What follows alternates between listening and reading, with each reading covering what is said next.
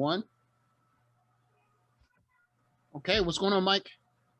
What's up, Monty? Camera's there. Okay, so how you guys doing? Are you following the Olympics?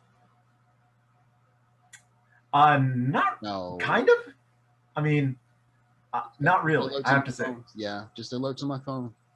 That's it. I just heard there have been some hiccups. Oh, they're gonna be a lot of hiccups, man. I heard there's a typhoon, I guess, also, which was weird. There is. Yes, there is. But anyway, like, yeah, I'm not, honestly, I don't really care. I was never really big into the Olympics, but this Olympics, I was especially sort of checked out.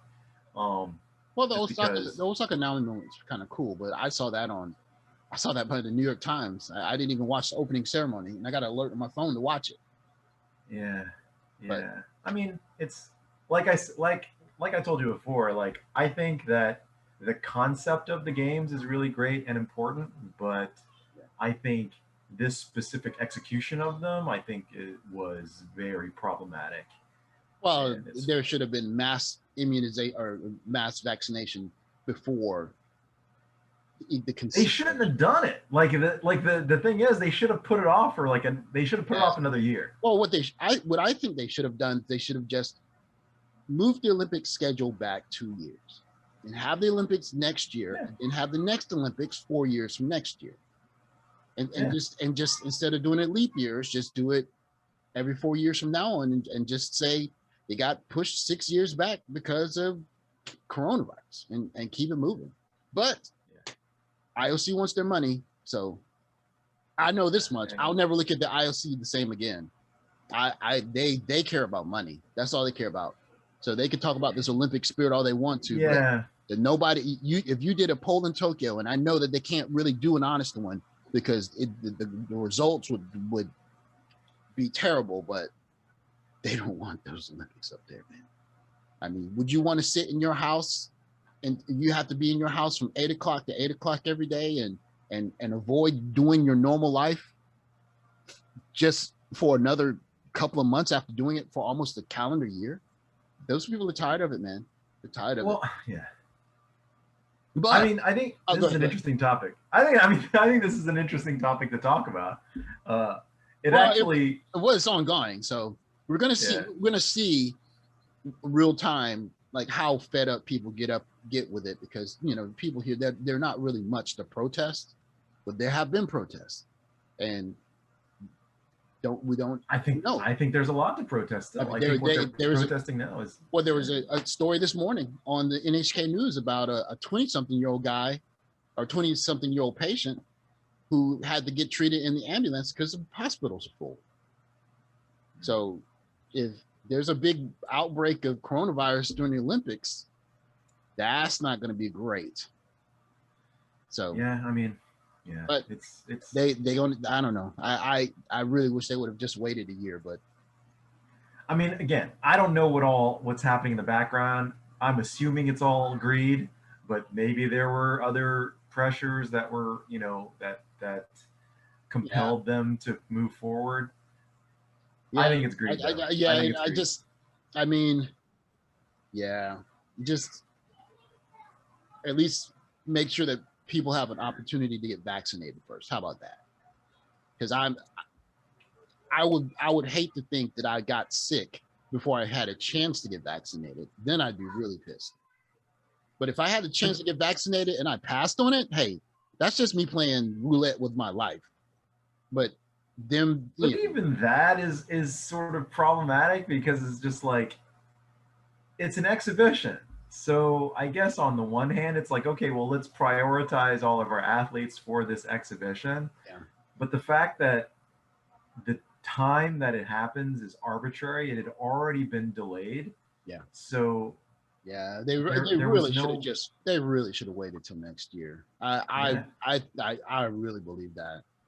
I mean, I think especially by next year, if we could get through this winter with vaccines online, and having multiple countries producing vaccines and understanding who needs a booster, how old you have to be to, I mean, it would have been you have athletes that are losing their spots because they're contracting the virus. And I mean, it's just it. This is day 2, so it's going to play out in real time. We're going to see it. Yeah, I mean, well, at the end of the day, I don't know how the economics work, but it seems like Japan is just going to eat a huge debt. Like this was just an expensive. Well, but that happens to every host. But more so than that, though, and this is the real problem. They're not selling any tickets. They built stadiums to be empty at this stage. Well, They didn't sell. but even past that, though, I mean, imagine if you are a restaurant owner, like you're basically taking a loss for a year and a half. Like the government is basically subsidizing restaurants to close at 8 o'clock. And I mean a lot of restaurants. I mean, any restaurant that sells alcohol, they're basically subsidizing them in Tokyo to not be open. So, and even in those situations, they're not making as much as they normally would be. So it's just, I mean, it's, I hope they get it right. I hope they get it right. I hope a whole lot of people don't die in the process. And it's unfortunate that the Olympics are being held now because I can't go see it. This is like the second time the Olympics are in my backyard. I didn't go to anything in America, in Atlanta, because I was in Kentucky. But this time it's in Tokyo, and I actually have a chance to go see it, and I don't want to go anywhere near that city. No. Yeah. Nope. Yeah.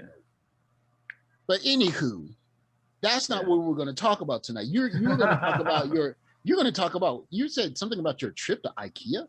Well, what was that all about? I mean, it's not that big a deal. It's basically, we went to IKEA today, which was disturbingly crowded, despite the fact that we're at the sort of highest threat level for COVID. Yeah, I'm not doing the crowded places. Not doing that unless I need to. I was not expecting. We went early, and yes, it's a Sunday, but I was not expecting to be so many people there. But at any rate, the thing that that's not the interesting part, I guess. Well, Sunday is IKEA Costco day, right? Do you have Costco there? Yeah, we have Costco. So just don't go on those days. I know that much. Yeah, right. But anyway, so the thing that struck me was as we were checking out, we saw that there were more of these sort of self-service banks. Yeah. Instead of actual tellers or registers with people, it was almost probably, I think I think they might have replaced everything with these banks of just self-service. And there were really just a handful, maybe like 3 people that were kind of overseeing all of the checkout areas. And this was just something that got me thinking about. It reminded me of how quickly these kinds of jobs are disappearing.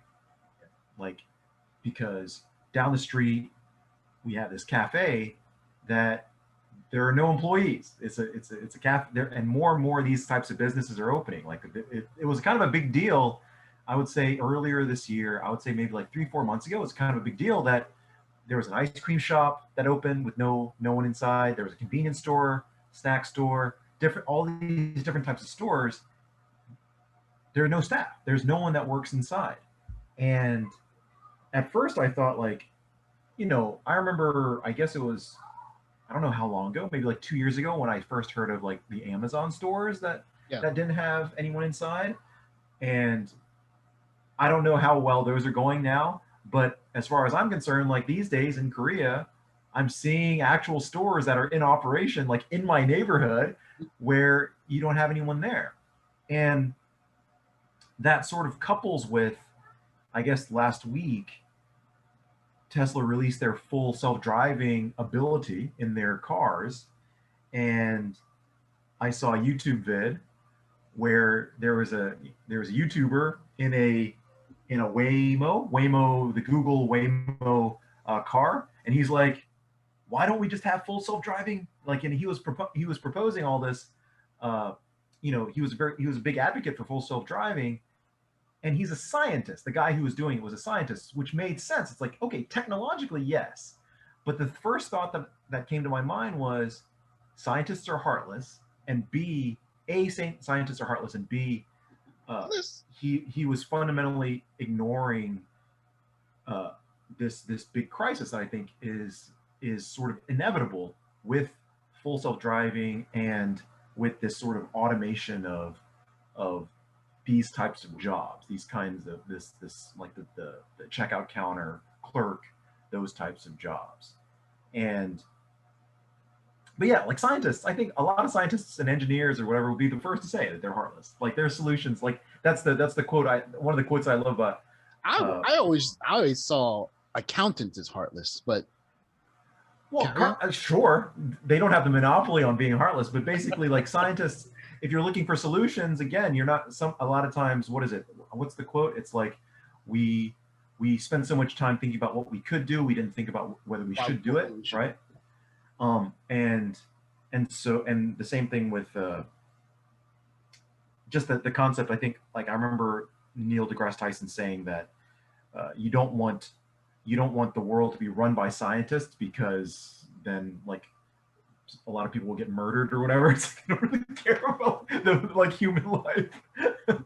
But I can't remember the exact quote. I shouldn't say that Neil deGrasse Tyson was advocating for murdering people. I don't think he advocated for that.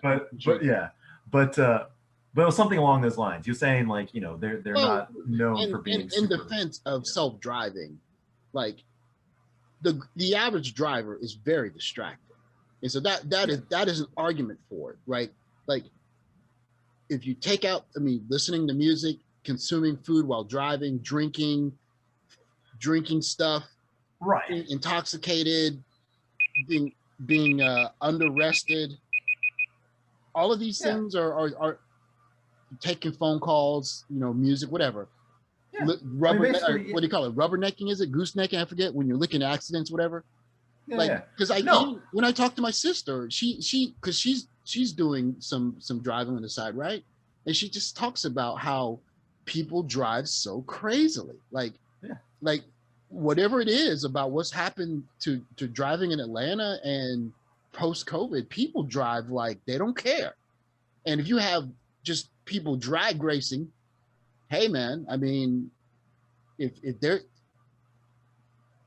you get 2 or 3 ticks on your driver's license, maybe you need to be driving an automated car.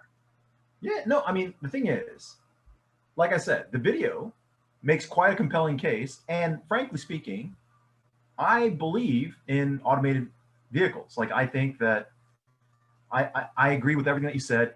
I think the statistic that they cited was 94%. 94% of driving fatalities are because of driver negligence. And so it's like, it's not about any, and I think almost all of them, like, I think it was 11 million people get killed because of auto accidents per year. I don't know if that's a worldwide statistic or just the US. It'd be crazy if it was just the US, but that might be accurate. I don't know. 11 million a year, that's a lot. I suspect that's a worldwide number. Yeah. Or maybe I'm remembering all of it incorrectly. But at any rate, a lot of deaths that can be avoided with automated driving. But if anything, I feel like that almost exacerbates this oncoming crisis, which is basically the thought that struck me, like I said, as I was watching this video, aside from that scientists are homicidal maniacs. What? Scientists are not homicidal maniacs. I'm kidding. So that's accountants. Those are bean counters. Bean counters see people as dollar signs. Accounts are not. They are just. You just see people as bean counters. And, he has $30,000, but he doesn't matter. Just cut him out. Fire him. Well, sure. Okay. So in that regard, that can be that they don't. That's sort of like death by proxy, as opposed to like immediately murdering people with atomic bombs and other crazy inventions. But scientists did do that. But at any rate, so the idea was that it seems that technology is accelerating so quickly that this adoption of full self-driving, as well as sort of robotic driving and the technologies around it, the types of vehicles that are being developed, you're going to like it's going to affect a lot of jobs, a lot of people's work. I can't remember, but I want to say I remember back in the day when I actually cared about Andrew Yang, and he was talking about truck drivers. I want to say that in a number of states, truck driving was the number one employer, like number one in a number of states. I can't remember how many, but just the fact that it was like I was shocked because I didn't realize how popular or how prevalent truck driving was. It's a big deal apparently, and all those jobs will disappear, like gone.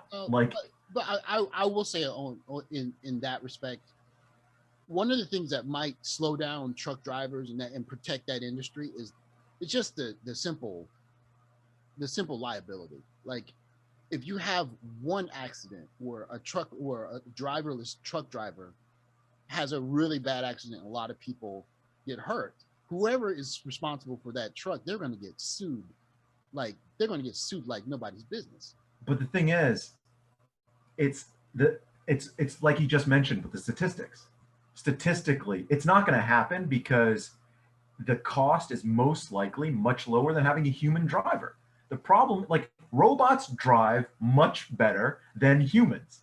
Like I think the statistic that I saw in the video, and again, this is the whole all part of the weird compelling argument, is that what was it? I think it was like 74%. The 74% of those of people like polled feel that they are above average drivers. And so like it was kind of like the funny thing the scientists say is like, okay, 74% feel like they're better than average. So that it's like that doesn't make any sense. But like the main thing was because of the idea that whole 94%, I want to say the 94% statistic, I think a lot of that you can also transfer. I don't think it's probably as high because they're professional drivers, but I think it's probably pretty high because you do hear stories anecdotally, at least, of truck drivers falling asleep. They're pushed to crazy limits, peeing in cups, like delivery drivers peeing in cups. Like there are a lot of accidents that, humans are humans, right?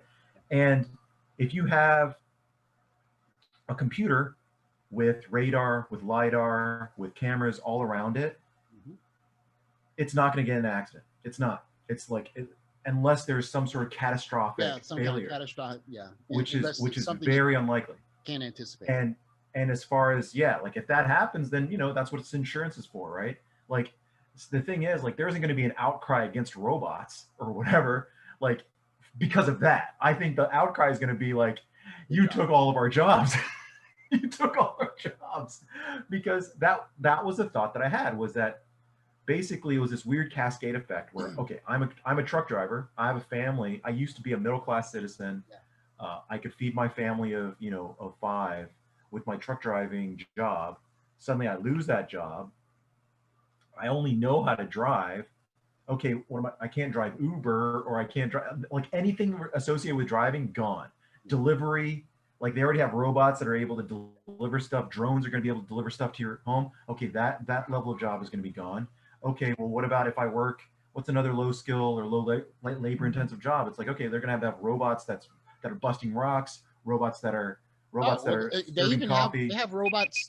They have robots here that bring food to tables, right?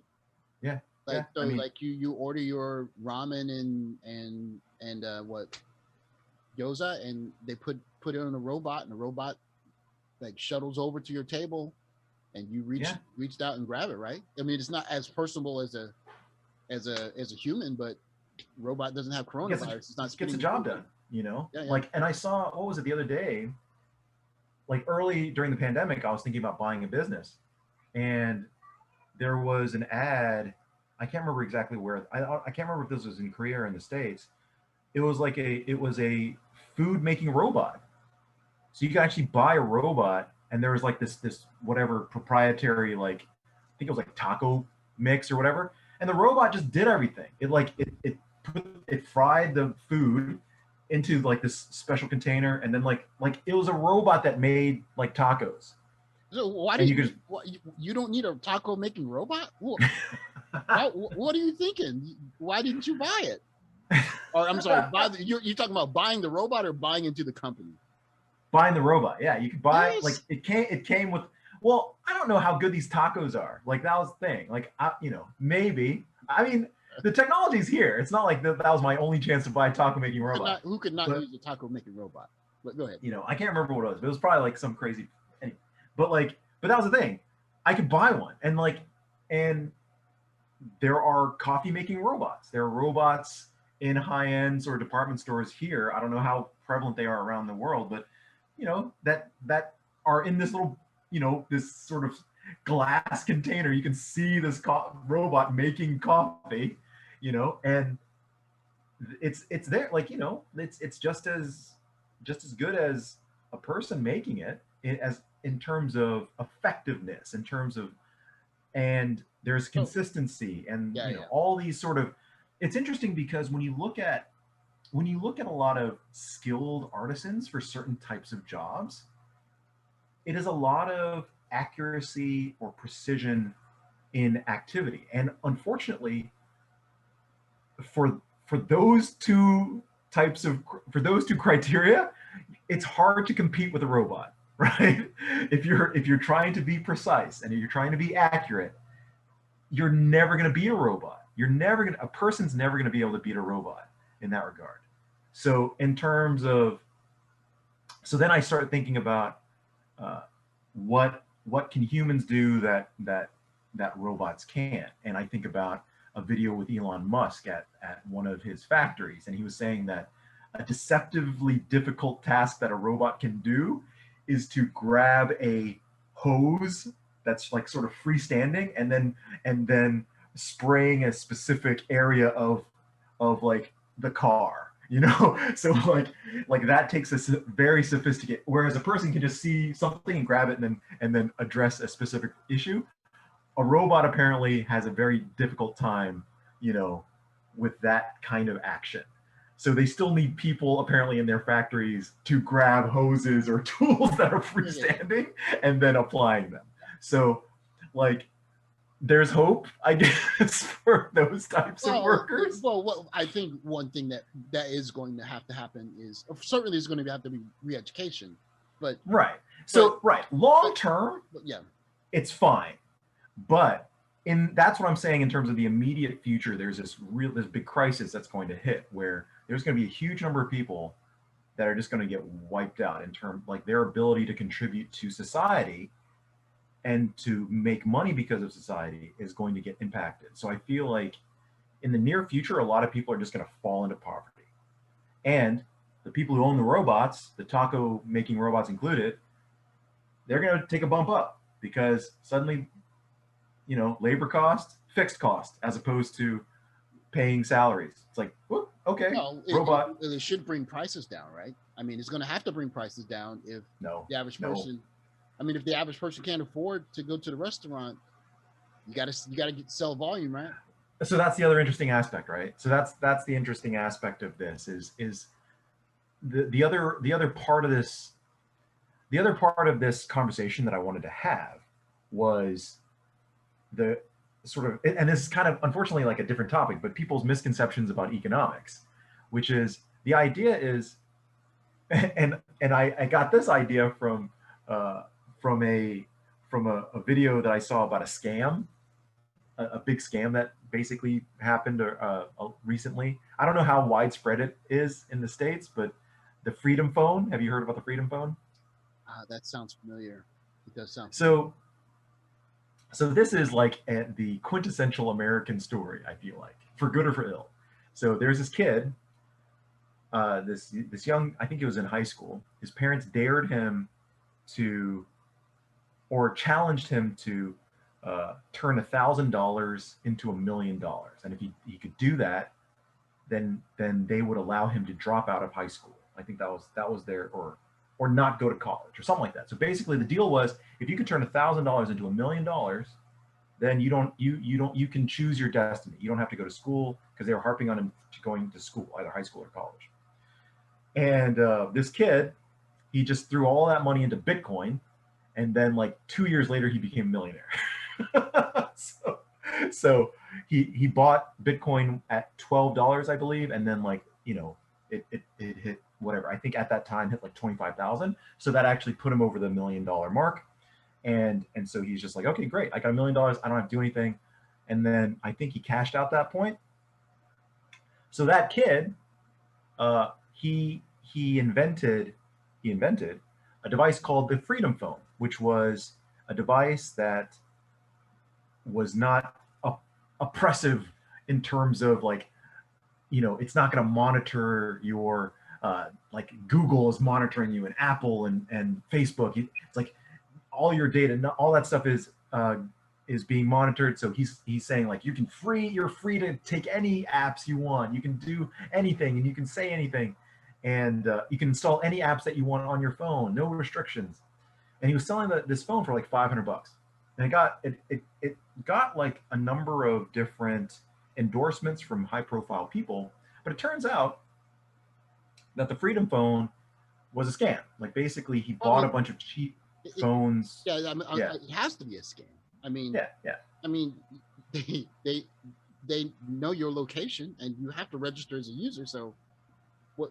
I mean, yeah. So basically, he installed So, long story short, it was a scam, and so his profit margins on this device was 500%, and because he bought the phones, I think in China for like $100. They were they're ironically, or I guess iPhones. Most, like basically, if you have a brain, then sort of inevitably very cheap and very insecure, actually, like very easily broken by hacking, and very, like very, and so at any rate, it was a scam, but it brought up this concept of maximizing profit. And to me,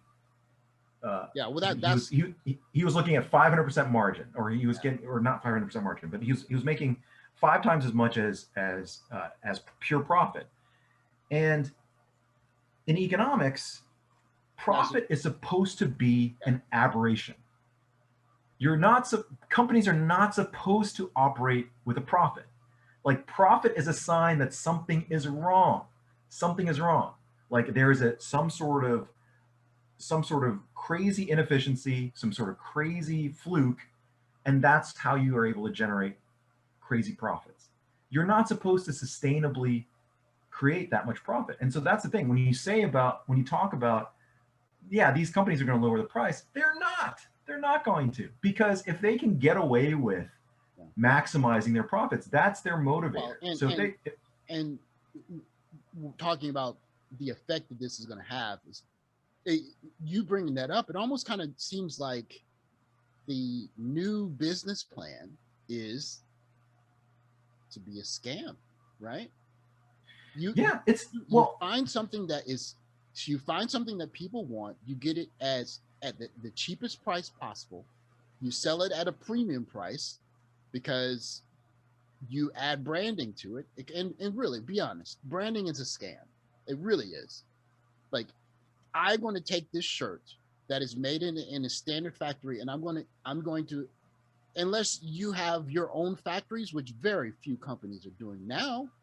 They were doing it before when they were making in America or in countries that they controlled the process from start to beginning. But even then, it's still an iron-on patch or sew-on patch to a regular shirt, and you add special tags, and you say this is a premium shirt because it's this brand, pay us this price. And people are so excited over a patch, a little sign, emblem, they pay a premium for a shirt because it helps them define themselves. And by definition, branding is a scam, right? Because you take the patch off the shirt, it's the same shirt worth much less money, right? I mean, well, this is the thing. Basically, I feel like there are two dominant, and this is us going into, like I said, going into the economics sort of, hard right into the economics thing, but there are basically two prevailing models, I feel like, that are dominating current business. Number one is leeching. So you get a huge, you just try to find a bunch of people, and then you just take a taste, that's like YouTube, that's like uh, any podcasts or any sort of businesses where it's just like, just give me a little bit. Just everybody, like I have a huge audience. Let me just get like a buck from each of you. Let me just get a penny from each of you. And you just have massive audiences, and that's the thing. Unfortunately, like a lot of times it's like nothing of value. It's garbage. It's repurposed nothing, but people just, they don't mind just like giving them a little bit. They don't Again, mind, they're or they don't leeches. notice, or they forget. Yeah, they don't notice it. Again, it's this thing that was employed by a lot of banks and things as well. But ultimately, you're just sucking a little bit A little bit. of everyone's life, and that's very problematic because ultimately you're a parasite, and a lot of times the people's ability to recoup that are becoming less and less and less and less, and then that's an oncoming sort of disaster in itself. The other problem is massive waste. So it's like luxury products, like you're saying. So it's just kind of like, that's the scamming aspect where it's like you have your Louis Vuitton, who's, I guess that was an article that came out recently where the guy who's in charge of Louis Vuitton is like actually the richest man in the world, or his company's worth the most. I can't remember, but like, and and it's like, why is it? It's because he's selling worthless things at a ridiculous markup to Well, people and not only who that, have but tons of money. I think it was Burberry. I think it was one of the British brands. Mm. They they were talking about why they wouldn't give their clothes to the homeless, and they said it's actually better for the brand to destroy the clothing, the excess, because it's just more profitable, right? Oh, sure. So Yeah, like yeah. you have like these brands that are taking all of this overstock, and they're just destroying it because it's But better. that's my other point, right? Because when you look at the scammer model, like absolutely, there's so much waste, because there's no incentive for efficiency for them. It's really just because they have, again, these insane, impossible markups and margins. You're not supposed to be able to charge that much for stuff. Like that is my point. And because they're able to create artificially and consistently create, like, you can't help but like, these are economics destroying concepts that they are just sustaining themselves, that they are able to sustain themselves. So that's a problem, because it's becoming more and more prevalent. Everyone's becoming good at doing this, you know. So Well, uh, let me ask you this, and I'll ask you this in closing, because we hmm, started with the self driving cars and the self checkouts. So yeah. so what do you see as a solution to this? Do you think there's a viable 5 to 10 year solution for the people that will inevitably be So the thing is, like, the long term solution is just re-education? like, it's fine. Like, yeah, like the long term, I feel like it's fine. It's not an issue long term, because ultimately there's just going to be a readjustment in terms of in people's skill levels, or people's vocations, right? But it's just going to be a huge sort of growth pang, or transition for just a lot of people. And I fear that the solution for that, it's over. It's past, like, anything. Like, the only thing that could happen is sort of like, just off the top of my head, I guess I haven't really thought about this, I guess, but off the top of my head, I feel like you could do something like a government subsidized transition. So it's like, you know what? Like, The government is going to artificially have like driving jobs. We're going to do like a two-prong thing, where prong number one is, we're going to give you guys jobs, or we're going to pay your companies to keep those jobs in existence. Like we're going to pay you not to buy robots. And then in the meantime, we're going to train those people to do something else. And but like I said, that has to happen like now, you know. Like you need years to be able to develop the types of skills for the types of, because again, I think truck drivers make a ton of money. They make a ton of money, you know. So for them to be able to train themselves into something at whatever ages that they're doing this, like, some of these are older people, for them to train themselves into this kind of work, it's going to be tough. Uh, um, I think they could, especially, you could look into sort of like a high middle class target type job that's somewhat that's somewhat that could pay the equivalent amount that might be in demand very soon. Maybe senior care, child care, like maybe that kind of stuff. Maybe, but it's complicated, you know. Like you have it's going to be a difficult sort of fit from this specific skill set into a whole new skill set. But there needs to be something like that. There needs to be some sort of transition for these people. Otherwise, I feel like a lot of people are going to fall into poverty. And the thing is, like, the other part of this that I didn't talk about is there's kind of like this pincer where you have a lot of these jobs, a lot of people that are going to be falling into poverty, but then you're also getting this weird thing where there's a lot of there's a increasing the death rate or a minimal or like populations are shrinking basically in the developed world. Populations are shrinking, and so we're getting into a sort of breaking point in terms of there's going to be a lot of poor people. There's going to be a lot of people that are just going to kind of like, I feel like I said, to me, there's going to be a weird readjustment where a lot of people are going to die. Well, I wouldn't say that. Well, but I think, well, one thing that's going to happen is that a lot revolution. of people, well, I mean, you could say revolution, but at the end of revolution, people still going to have to go back to work. Yeah. But I mean, first infrastructure. I mean, there's going to be there's a need for major infrastructure work, and if we're going to have a 1.0, 2.0, 3.0 self-driving cars, surely the first generation they're going to be traveling on the ground.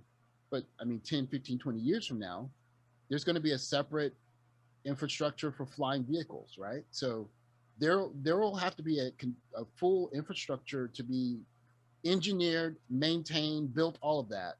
And I think to a certain point, there will be manual labor jobs for that. So that's one part of it. But another part is, go ahead. Why can't robots do that? Why can't robots build all the infrastructure? I mean, I guess they have robots that can build roads and build bridges, but yes. I mean, again, like I told you before, like I saw a video, for example, I think it was on YouTube of a person in an excavator pouring dirt into like a kid's dump truck. Like the kid had like a little dump truck. I saw that. And I was just like, that's only a big deal because it's a dude doing it. You know who can do that with no problem? A robot. For a robot, that doesn't matter at all. Yeah. So like that's impressive for a dude. Or but yeah, like the thing is, like it's I think it'll be a while before it's cost effective, but B, I mean, there are a whole lot of roads. You need a whole lot of robots, and you got a whole lot of people that can build the roads cheaper and faster than robots. And I think that's one part. We'll see. Like that could be. But I also think that we see the planet is warming. And we see that there's some problems that are coming that we're going to have to deal with. And I think just there are going to be new careers in just simple stuff that we never thought we need. Like people. Like I said, yeah, I'm not saying helping people relocate after disasters because there's going to be more of them. People that are helping people during disasters. So you're saying that McDonald's employees and truck drivers and Uber drivers are going to be... They might be manual laborers. They're going to be manual laborers, but in a different way. Maybe, yes. Maybe, yes. Like what? What are they going to do that a robot can't do better? Well, but I think the problem with robots is not, can you do it better? The problem is, can they do it cheaper? I think you could find a robot that can do basically almost anything a human can do up into decision making. And even then, I mean, robot can still do that. Here's the thing. Call me a cynic, because I am, but I'm looking at Chernobyl, man. Did you watch the Chernobyl series? Series is what? Did you see? Which one is that on Netflix? There was a mini series. I can't remember where it was. I think it might have been HBO, where it's so basically, I don't know. You may know the history actually. So basically, there's a scene where basically there's like this rooftop that is just covered in radioactive material, and the radiation levels are so high that they destroy robots. And so the solution was just to throw a bunch of people at it. It's like, look, we need to clear this roof of radioactive debris. Let's just throw a bunch of people at it. And like, there's just crews of 3 people running onto the roof, throwing 1 or 2 shovelfuls of radioactive debris off the roof, and then running back in shifts. And they're just like, go, go, go.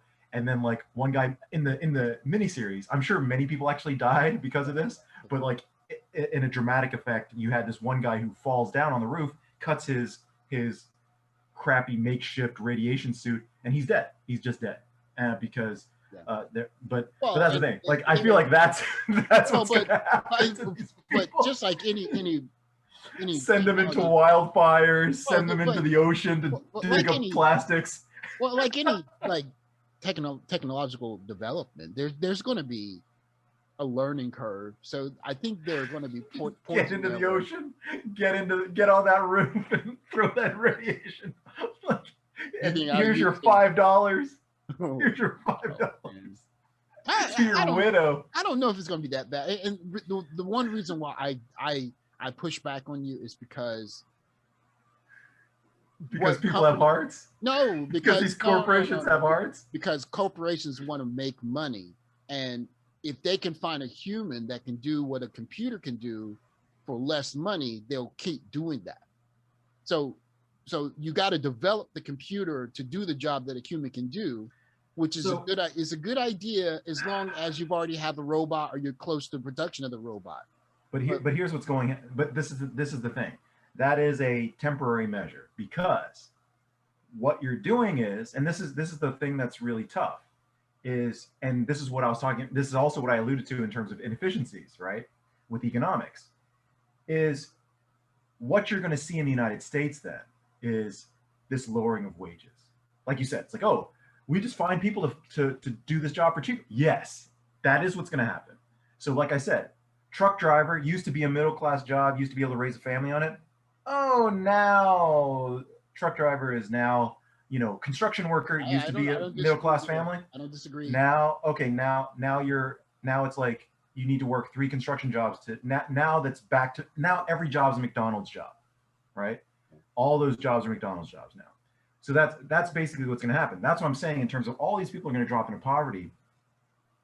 And so, yeah, like basically in a couple generations, then they're going to be the, engineers or computer scientists or the people like we talked about before, the people who keep other people from stealing stuff from the stores. Oh yeah, there's definitely going to be a lot of innovation in that direction because people, yeah. The other thing, which I kind of is maybe inevitable as well, is I think a lot of these people might turn into thieves. Like you said, it's just like, okay, like if these corporations are just going to have lots of, this is my sci-fi brain. I'm not saying that. Don't think that people can't outsmart robots now. Don't think that. People will do it in human ways, but people can outsmart robots. We've seen people can or people can't. People can, yes. Yeah. You've seen people. You'll put a little something over the barcode, or you'll take the sticker off the barcode and put in a different barcode and ring up a PlayStation 5 for $20. Like, all right, and sell it on eBay for $500. There are ways to look, if the incentive is there for humans to rig the system, they're going to find a way. Believe on that. Believe that. There's gonna be that sort of that escalation or that sort of that interaction. But ultimately, yeah, it's, to me, it's something that I'm really concerned about, and I don't think that enough. It's just on the list, yeah. Like you mentioned, climate change. Like it's just on the list of like pending disasters that are on the horizon, right? But to me, like it just kind of goes back to when I saw that YouTube video on self-driving cars, And the scientist guy's like, it's going to be great. And I'm just like, yeah, it's going to be great. Maybe for me, but not for someone who makes their living driving, you know, Yeah. like, and I don't even know what's going to happen to other people. Like it's, yeah, like, and that was the thing, like it's weird because it kind of made me feel uneasy because you have these people, they're saying like, oh, I can't wait. Like the person who was in charge of Waymo was saying like, oh, I can't wait to, jump in my driverless car and then like I'll do work, and she's an engineer or whatever, and that's great. But it just, it made me feel like that capsule, that driverless car was kind of like, it reminded me a little bit of with Jeff Bezos flying in the air, Richard Branson flying into the air, into space. It reminded me of some of these sci-fi movies where, like, the rich people were like in these capsules, like these elevated cities, and then everyone else was just stuck on the ground. And I feel like that's kind of that's the image that's in my head. And like I said, maybe I'm just in my sci-fi brain right now, Yeah, I but can see. I that's can see what you're saying. I can see that. I can see that. but that's what I was thinking of. It's just like, okay, well, all the poor people are going to have combustion engines, cars that are just old school engineering, and they're driving around on the earth.